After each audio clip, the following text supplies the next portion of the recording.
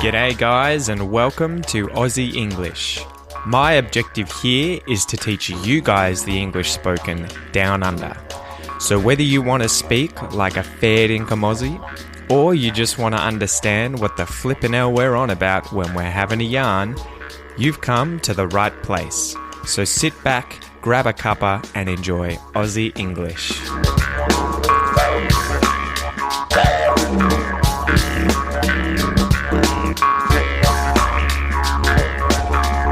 G'day guys, welcome to this episode of Aussie English. Today we're going to do a pronunciation episode, and the episode's going to focus on the contraction of will not have.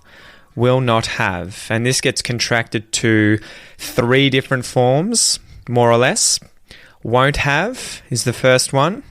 Won't have is the second one. And won'ta or won'a is the third one. So you can sort of leave that T in there, won'ta, and turn the have into an sound, won'ta. Or you can just completely remove that T and say won'a. So the form here, without getting too much into the grammar, is will not have plus a past participle from another verb. So will not have been, will not have gone, will not have done, will not have asked, etc., etc., etc. So it's used when talking about something that has happened, but in the future. Hence the use of will in the future, future tense. So, for example, my plane arrives at the airport at 12 p.m. So I won't have arrived by 11 p.m. But I could also say I won't have arrived by 11 p.m. or I won't arrive by 11 p.m. It's kind of really a little weird to say the entire uncontracted form. As I've told you guys plenty of times before, English contracts a lot of things just so that you can convey the information you're trying to say really quickly. So you wouldn't really say, my plane arrives at 12 p.m., so I will not have arrived by 11 p.m. unless you were trying to be incredibly articulate and polite, or unless someone was sort of having difficulty understanding you and you needed to enunciate and say each of those words. Say if you were a very, very early beginner of English and you didn't know what won'a meant and you needed someone to say will not have. So another example could be, I need a PhD to get this job. The application for the job is due in December this year. So if I want to apply for this job, I need to have gotten my PhD by December. But unfortunately, I'm not graduating until January. So I could say, I am not eligible for the job because I won't have graduated until January next year. I will not have graduated until January next year. I won't have graduated. I won't have graduated. I won't have graduated. So you get the idea. So we'll just jump straight into the pronunciation exercises, guys, where I go through all the different contracted forms of will not have with all of the different pronouns. I, you, he, she, we, they. I will not have. I won't have. I won't have. I won't'a. You will not have. You won't have. You won't have. You won't'a. He will not have. He won't have. He won't have. He won't'a. She will not have. She won't have. She won't have. She won't'a. We will not have. We won't have. We won't have. We won't'a. They will not have. They won't have. They won't have. they won't. So again, this is just a good exercise for you guys to do to, one, practice your pronunciation, but also make you familiar with all the different kinds of contractions of the form, in this case, will not have. So just to speed things up, we can go straight to the substitution exercises, guys, where I'm going to say a series of sentences. And in this first substitution exercise, I want you to convert won't have into won't have. So in all the sentences I say, the first one I'm going to say is won't have. It's going to have the form won't have. And I want you to say the exact same sentence, but contracted to won't have. Won't have. So let's start. I won't have arrived by then. I won't have arrived by then. He won't have thought of that issue.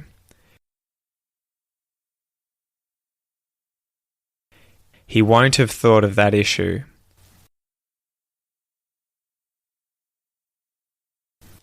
She won't have got to work that early. She won't have got to work that early.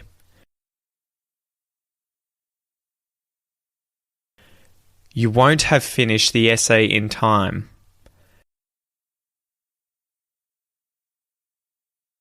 You won't have finished the essay in time.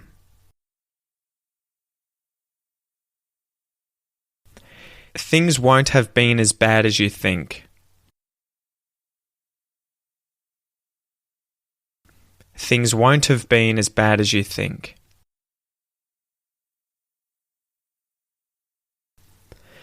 Don't worry, it won't have all been for nothing.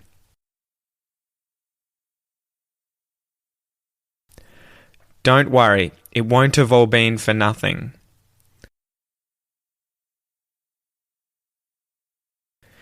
Tomorrow they won't have shown up until after you.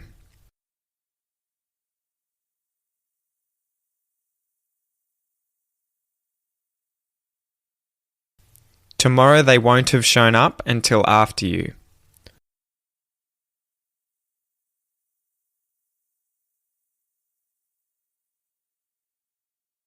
We won't have eaten a big lunch before dinner tomorrow.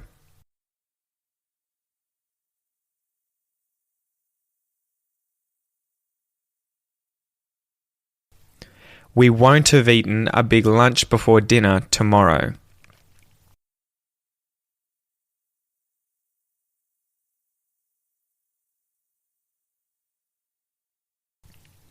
So even here, guys, as I've said in previous episodes, I can tell that for me, I keep naturally deviating, naturally wanting to say won't have instead of won't have. It's a little more unnatural for me to say won't have. Instead, I like to just say won't have or won't-a. So I keep finding myself trying to say won't have in all the cases.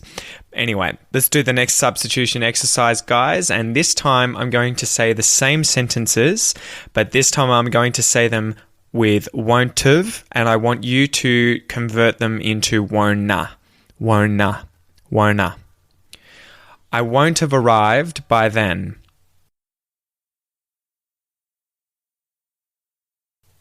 I won't have arrived by then.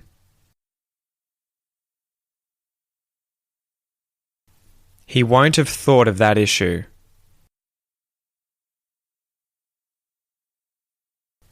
He won't have thought of that issue.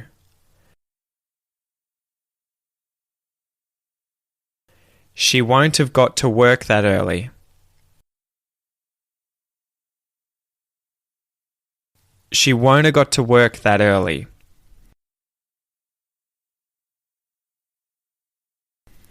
You won't have finished the essay in time.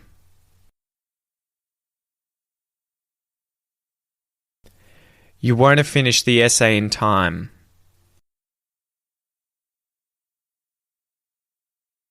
Things won't have been as bad as you think.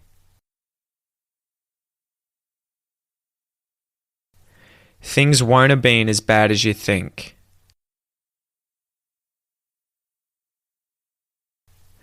Don't worry, it won't have all been for nothing.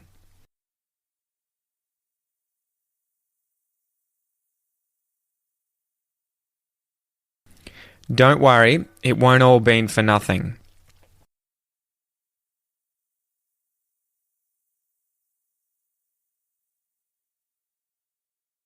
Tomorrow they won't have shown up until after you.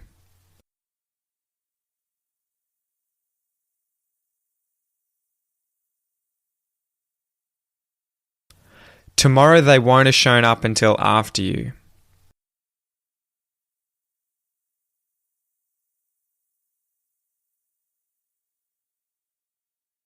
We won't have eaten a big lunch before dinner tomorrow.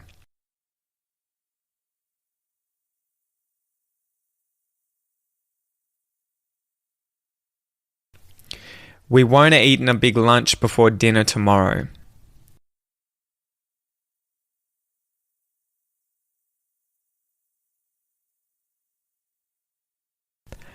So that's really all there is to it, guys. Just keep practicing it, get an idea of what these different contractions sound like, and get a feel for how to say them so that when you use them yourself, just try all of the different forms and see which one is more easy for you to use when you speak.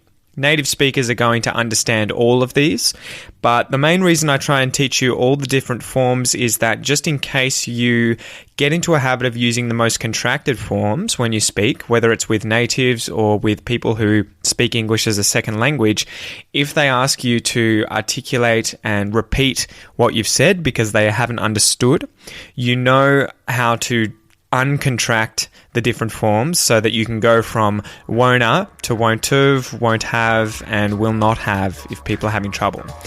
On the other hand, if I was to only ever teach you won'ta or wonna, the very, very most contracted form, and you were to use this all the time, you might forget that the uncontracted form is will not have. Will not have. Anyway, guys, that's enough for this episode. I hope you've enjoyed it, and I'll chat to you soon. All the best.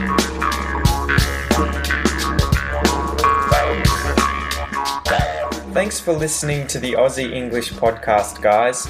If you haven't already, please come and join the community on Facebook at www.facebook.com/the Aussie English podcast, where I make daily posts about anything and everything related to Australia. Also, if you're enjoying the podcast, then please leave a review on iTunes or Stitcher or whichever platform you're listening to it through, as it'll help the podcast grow. Thanks again, guys, and enjoy your day.